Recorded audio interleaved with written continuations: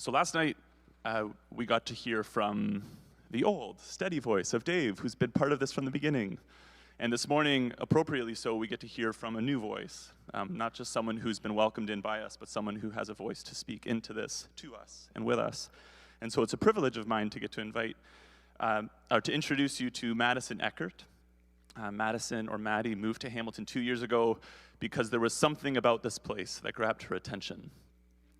She works for Hope Story, along with serving as a valuable member of Act 5's leadership team, living with an ever-evolving group of 15 to 20 young adults, and working 2 intensive jobs. Her daily work ranges from responding to smoke alarms and water leaks, to road tripping to the Appalachians or visiting church partners in Tanzania. Madison is a lover of the outdoors. She excels at the art of good question asking and finds rest in exploration and movement. She loves being newly part of the world of True City and seeing the church in Hamilton try beautiful things. Welcome, Maddie.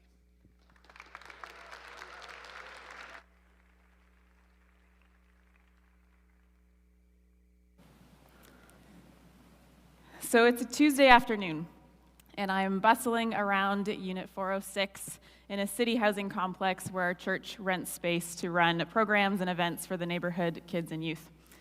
It's a pretty tight space for the amount of kids that come in every single week, and you often can't hear yourself speak because it's so noisy, and the living room window typically needs to always be open to smell or air out the dirty sock feet that entered into the living room. But a full chalk wall and a couple plastic chairs and foldable tables are all we need to make this place home. At this point in my journey, Unit 406 has become like a second home for me, though I don't live there, and the neighbors feel like my neighbors. Each week, we offer a snack, often including a fruit or veggie, since many of the kids don't even get one portion a day. And on this particular Tuesday, I have snack all set up in the kitchen, and I'm finalizing the activity set up for this particular day when the front door flings open, a backpack is thrown across the floor, and I brace myself for a child's body to come bounding on my back, arms around my neck, legs around my waist. It's Pigtails. At least that's what we're going to call her today. Her bright blonde hair bobs up and down with every bouncy step she takes, and colorful, sparkly hair elastics and clips are in her hair, and her eyes just sparkle with finding sheer excitement and joy of every moment of every day. "Hi," I say to her, while I just continue on with what I'm doing, and she's holding onto my back. And for the next few minutes, she's recounting every part of her day to me at high speed and dramatic intonations, telling me about this made-up game she played at recess with her friends, or a play-by-play of every scene in the book that she proudly read all by herself during silent reading time. Fast forward 7 years. I pick up Pigtails from school. She flings herself into my car, whips out the aux cord, plugs in her phone, has the Hamilton soundtrack on full blast, and is singing full volume all before I can say, "Hi, how was school today?" Driving down the country roads has become our thing. It's a way for her to escape the drama and the pain that she often finds herself in at home and at school and in her neighborhood. So we drive, and we sing, super loud. But we also make this deal. After every song, we have to pause, and I get to ask her one question, and she has to answer honestly. It's the only way that I can start to get to know her as she's growing up, and beyond her love of musicals and her amazing talent of singing. But it's also the only way that I know how to help her balance the fun that she has in life, because she's wildly fun, and processing the many hard scenarios that she finds herself in. It's also when I begin to notice these shifts in her. Changes in her demeanor and her choices, and the bounce of her pigtails seems to look more like manicured, flat-ironed hair that's often more black than blonde. Fast forward 3 more years. Pigtails is a high school dropout with a criminal record for theft and starts dating a gang leader.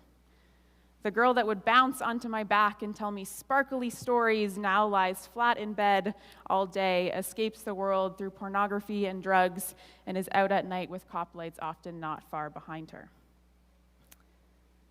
Psalm 13 then becomes a deep prayer for me. "Turn and answer me, O God. Restore the sparkle to her eyes, or she will die. Don't let her enemies gloat, saying, 'We have defeated her.' Don't let them rejoice at her downfall. It has me wondering what happened to the simple joy and hope we experienced together in Unit 406. I'm not a gardener. I killed a cactus. Pretty impressive, I'd say. And a few years ago, I made this really impulsive, random decision to try growing an avocado tree out of an avocado pit that I was literally just eating. And a little quick Google search told me that it would take a couple years for fruit to grow out of this pit. So I knew I was entering into this long-term relationship with an avocado pit. So I did this thing where you put it in wet paper towel in a Ziploc bag and wait till it sprouts, and then you plant it and then hope it grows, and followed the rules, I think, maybe. And I had this thing alive for about a year. I wouldn't say it was thriving, but it was alive. And then I moved apartments and did the thing where I became a neglectful plant parent. And it died, and then it sat on my balcony for about a year fully dead before I even did anything with it. So the avocado pit really never stood a chance, but I tried. So it's really ironic to me when I found out about the theme about growing together and this idea of cultivating good soil, when really I have zero successful experience keeping anything alive. I currently have 3 plants in my apartment at the Act 5 house that I adopted, didn't ask for them. And it's now my 2024 goal to keep them alive. So really, this is my ask, to just pray for my plants, because they're probably going to die. Now, one thing that I do know is that cultivating a place for creation to thrive involves paying attention. It's not this forceful act of going in with this agenda of you know what's best, but it's this slow, curious paying attention. There's a wondering involved. You ask questions of what's happening, and it's a patient observation to figure out how you participate with it over time. So it has me wondering how this then translates as an analogy for us as the church and for followers of Jesus. When I was a kid, my grandma had a pretty big garden in her backyard, and every spring I would join her when she planted the seeds. And she would tell me, where to dig the dirt and where to put the seeds and how to space them apart, when to cover it back up, and I guess I have some gardening experience, but really didn't do much. But I remember in this process, it was so simple with following her voice and her instructions. And then over the summer, we would run out to the garden together and see how growth would happen over the course of the summer months. So fruit off of a plant is this tangible result of good soil. Clearly, my avocado tree did not have it, but my grandma's garden definitely did. But a big difference as well is that I paid attention differently. I watched the garden and I neglected the avocado. But I also had a gardener to work alongside. Google is not sufficient. And my grandma and I, we cared and we tended to this garden together. We watched the slow growth over time, and we pulled weeds, and we recognized when the rain would nourish it or when we need to water it with the hose. And we celebrated at the wild and miraculous growth of each fruit and veggie that came up, and I probably ate every snap pea before it made it to the kitchen. And so I find this as a beautiful analogy for how then we show up to this garden of ours called the city of Hamilton. When I arrived in Hamilton 2 years ago, I came in curious. I kind of impulsively moved here, to be honest, but I came in wondering what's happening, who are the people, what's going on. And though it's only been a couple years, it's actually incredible to me as to what has grown up in this place. You have Go Hop, that's leading this city and the church into a deeper sense of prayer. You have Micah House and Open Homes, who are leading us to care for refugees so beautifully. You have different student groups and churches engaging at the soup truck and building relationships with those who are unhoused. You have 541 imagining this brilliant way of how to extend the table. You have Helping Hands teaching us how to foster friendships across barriers. Philpott Church right here welcoming some of the most marginalized in and inviting them to have a seat at the table. You have Salt Cellar Arts imagining new ways of worship through the arts. Act 5, relentlessly pursuing the next generation to figure out how to live a deeply rooted walk with God. And True City, just wow. Especially for those of you who have been in this for a while, I gotta tell you that what you have here is amazing. Absolutely amazing. It is not found in many places, and it's absolutely stunning to me. I literally had someone tell me before I moved here that I needed to come, learn everything I can, and then go back and teach. So maybe we just need to become a sending city. But just because it's stunning and beautiful and there's amazing things that have grown up over the last 20 years here, it definitely does not mean that our soil is perfect and that we have it all figured out. That kind of thinking would then imply that we no longer need God. And so if we think of God as a gardener of this city, if he is the ultimate gardener, there's an invitation for us to participate with him still. We still get to learn, we still get to listen, we still get to watch, we still get to enjoy, and we still get to participate in this garden called Hamilton. And when we get to do it together, we get to learn about what's the state of our soil around here. We get to watch the plants, and we get to identify the weeds, and we get to interact and know this garden as a whole. But what's also incredible in that is that in working alongside the gardener while we're in the garden, is that the gardener reveals himself to us. So what does that mean for us as a collective of churches in the city of Hamilton? I'm going to take a slight detour and tell you a story about an elephant. Last year, I was in Zambia, and we decided to take a one-day trip. We just crossed the border and went to Botswana and did a one-day safari. And it was designed so that half the day we were on a boat in the water seeing the wildlife, and the other half of the day we were on a jeep on the land. So you got these two different perspectives of wildlife. It's crazy. Now, I will tell you, it's really surreal when you're in a boat and there's a hippo a few feet away from you and its head goes underwater, and you all of a sudden are like, this boat will not withstand the force of a hippo, and hippos are one of the deadliest creatures around. Now, I will tell you, I found out that hippos are vegetarians, so they don't actually eat you, they just maul you to death. I don't know if that's encouraging, so we'll just leave it there. So our boat is motoring across in the water. It's pretty early on. And we start to see this elephant on the land. There's a picture that might come up. There he is. And I had said at the beginning of the day that all I wanted to see was an elephant. And so I'm just like googly-eyed at this point, like there's an elephant in my presence. This is wild. And so he starts to swim across and like enter into the water, and we realize that he has some buddies on the island on our other side. So we obviously are stopping our boat, not going to get in the way of an elephant. And then as he's crossing, there's this family of buffaloes on the land. Oh, you can go back one. And they start to cross as well. Now, I don't know how animals communicate. I don't know if they said, hey, at 10 a.m. we're going to cross to the island together, or if this was coincidence. Not sure. But they get into the water and start crossing over. And so we're all taking pictures and having fun with this. And they get to about this halfway mark when we start to notice a ripple of water. You can go to the next slide. Coming toward us. Then you can go to the next one. If you can see it right there. It's a crocodile. This crocodile has found his lunch. The baby buffalo is in his sight line, and he's like, I have found it. Now, I have to tell you, I am not emotionally ready to witness the death of a baby buffalo in front of me. Not ready. So we're all like holding our breath, and it's like dramatic music has happened, like dun dun dun dun, like we're in a movie. And so we're holding our breath just like, this is out of our control, we don't know what's happening. And the craziest thing happened. All of the animals repositioned. The adult buffaloes intuitively circled around the baby buffalo. They got super close and made a barrier around the baby. And then the elephant slowed himself down to become a wall between the buffaloes and the crocodile. He created a barrier. And he stayed there until, you can go to the next slide, until, the next one. There we go. Until the buffaloes safely emerged to the other side, and the crocodile turned around, went back to where he came from, and then he majestically emerged. So it was this profound sight to watch as nature just intuitively worked together to protect the weakest link from the danger on the horizon. There are always going to be crocodiles going after the most vulnerable.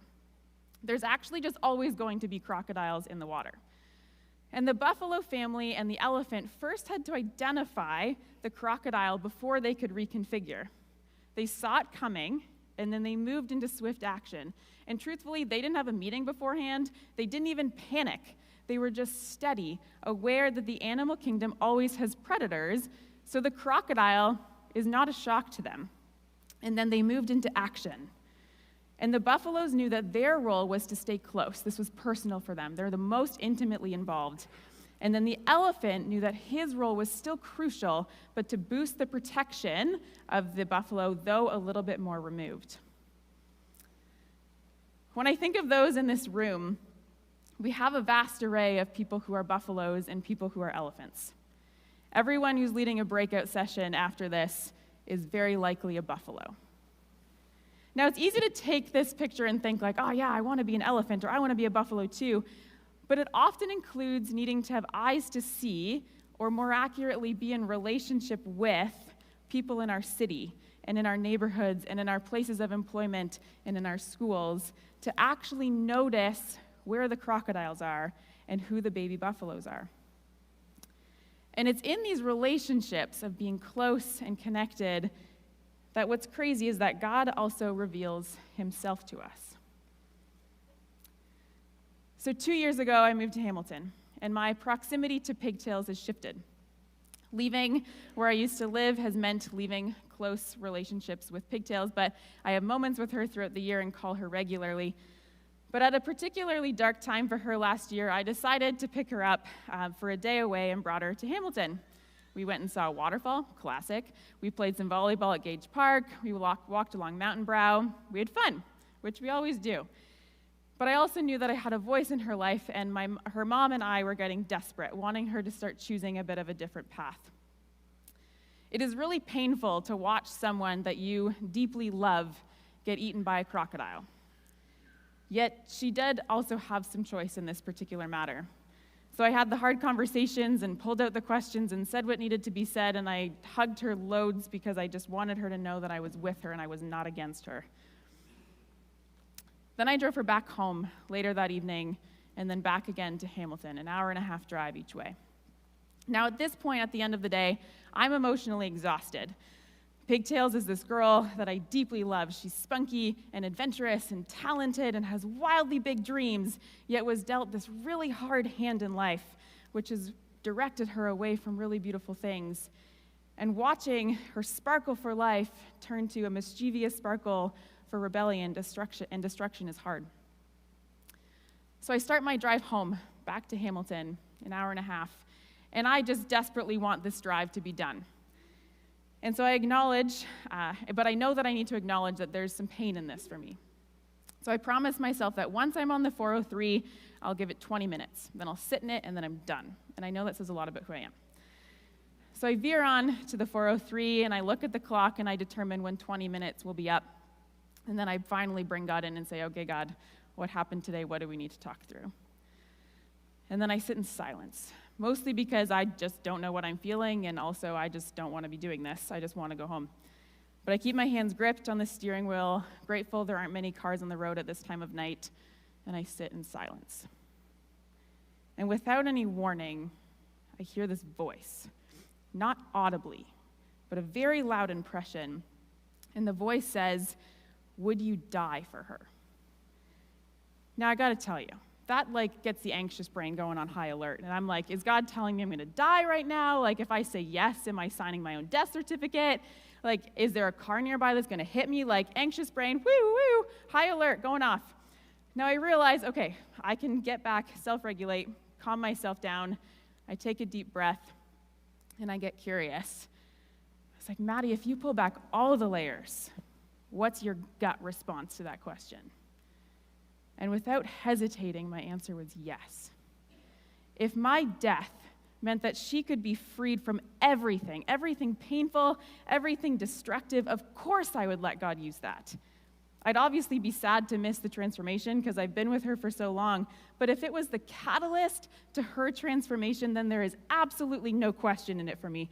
All I want is for her to be free, to not keep living in bondage and destruction of herself and of others, and just every fiber in my being wants this for her. And then this voice came back very gently and said, "And that's what I did for you." Now at this point, I'm singing Carrie Underwood's "Jesus, Take the Wheel." It's not safe for me to be driving. I'm just an absolute wreck in my car. And I'm flooded with this realization that my relationship with pigtails is just an itty-bitty glimpse of God's relationship to this world. My love for pigtails goes beyond how much pain that she causes this world, her criminal records, her habits of bullying, her blatant disrespect for most people and things, yet somehow it's not how I see her. I see her for who she is because I know her so well. And we've done so much life together, and I see beyond what most of society sees. Do I let the behavior slide? Absolutely not. But my love for her doesn't change because of that. And my love for her is so deep that if it meant that I had to die for her to be transformed, then so be it. And that's just a glimpse of God's relationship with us. And it sounds so simple, but it's kind of the crux of it all. And God can look at us as the church in Hamilton, and he can see the pain that we cause this world, and he can see the bondage that we're stuck in, yet remain in also, and he can see our disrespect towards himself and towards others and towards creation, yet somehow he still sees us as we truly are. He sees us so deeply that he did die so that we could be free, and he sees us so deeply that he remains with us because of that deep love, even when we aren't who he desires us to be. That's our gardener. And I'd be remiss to point us all towards the work of tending to this garden of Hamilton without reminding us of who our gardener is. The one whose love is wildly unfathomable, who's deeply mysterious, and who is still gardening, calling us to participate with him. In John 20, which was read earlier, Mary has this encounter with Jesus right after the resurrection, and she thought that he was just a gardener, not Jesus himself right away. So it says in verse 11, "Now Mary stood outside the tomb crying. As she wept, she bent over to look into the tomb and saw two angels in white, seated where Jesus' body had been, one at the head and the other at the foot. They asked her, 'Woman, why are you crying?' 'They've taken my Lord away,' she said, 'and I don't know where they have put him.' At this, she turned around and saw Jesus standing there, but she did not realize that it was Jesus. He asked her, 'Woman, why are you crying? Who is it that you are looking for?' Thinking he was just the gardener, she said, 'Sir, if you have carried him away, tell me where you have put him, and I will get him.' Jesus said to her, 'Mary.'" Mary, in her longing for Jesus, couldn't quite see Jesus right in front of her.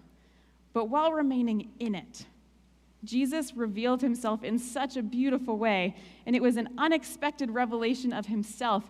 And how fitting is it for him to reveal himself as a gardener after the resurrection?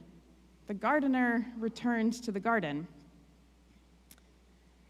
Now, I don't know about you, but some of my greatest encounters with God are with unexpected people and in unexpected places. It's part of this mysterious nature of who God is. Pigtails is not someone that I ever expected God to reveal a deep sense of himself to me, because it's not like she can tell me about Jesus. She doesn't know him. Yet through my life with her, Pigtails has now become one of the primary people who God has used to reveal a greater vision of himself to me.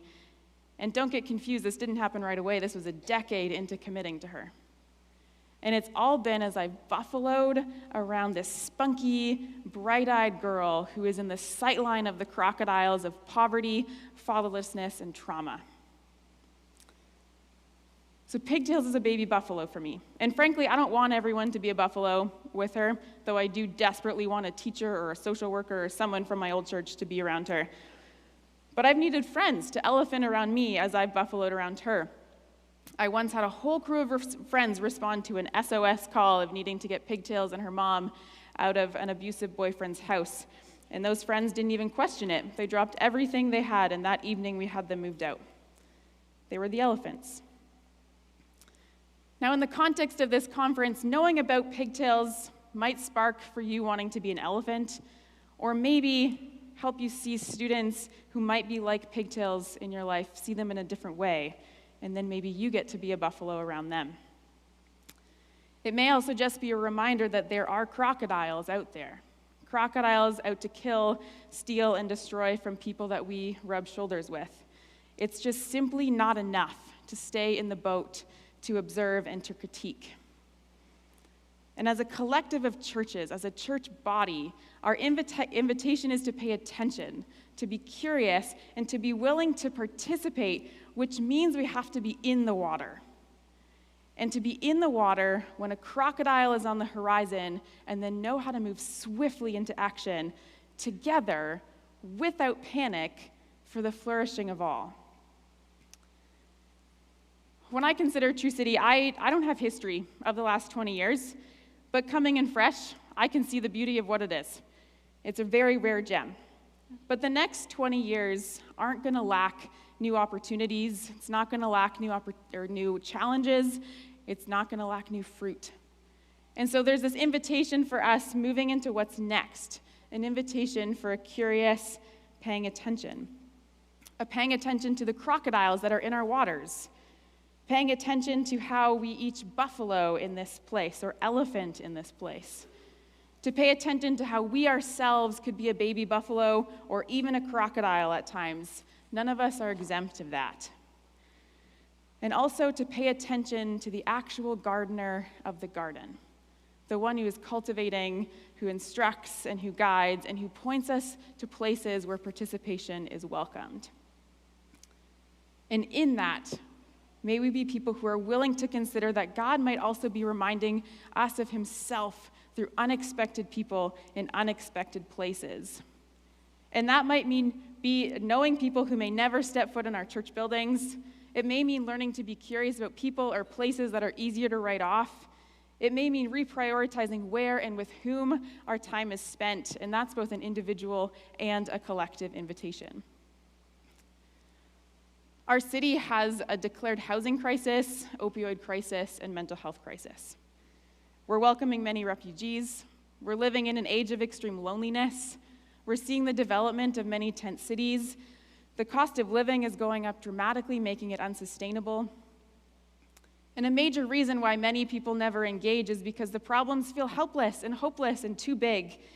Then we never engage because we don't even know where to start. And that's when ignorance and apathy can become a reality. But we need to know that there are crocodiles in the water. And in that, there's an invitation for a united church, a collective of churches saying, hey, I'm going to go buffalo this, but will you elephant me? Or saying, hey, I see that you're buffaloing that, let me elephant you. And this comes out of knowing one person who might be a baby buffalo, or knowing one church who's actually in the work of buffaloing. And this isn't a call to be superheroes of our city, but if the heart of our church is to have a bigger vision of who God is and to participate with him, it has to grow simultaneously with being together in the water, of seeing where flourishing and shalom are not existent and then entering in. And you can notice that confronting the crocodile doesn't necessarily mean killing it, though it might. It often means seeing who's at risk, coming around them, knowing that the crocodile is there. And all of this takes place as the curious paying attention. And out of our breakout rooms that are coming up shortly, there are people in our city who are very aware of the crocodiles, and they want to invite us in to being a buffalo or to be an elephant alongside them, in which then we all get to practice and all get to participate being in the water, to see the baby buffaloes, to see the crocodiles, and to see how we are to move in the waters with this vision of flourishing for all, which comes out of a soil cultivated with love because of Jesus, who wants us to be freed, giving us a bigger vision of what it means to live in a redempted world. And also in knowing that being in the water, we can expect that God will continue to renew our vision of who he is through unexpected people in unexpected places as we engage in the Garden of Hamilton. Let's pray. God, this vision of True City and a collective of churches is stunning, and you've done some incredible work these last 20 years, and we're just so grateful for that, and we give you honor and glory and praise. And God, there's an invitation into this next 20 years, an invitation to see the crocodiles, an invitation to come in close. God, would you lead us and guide us individually and collectively as churches? Would we not shy away from knowing how to be in the water? God, you are a gardener, and we want to work with you.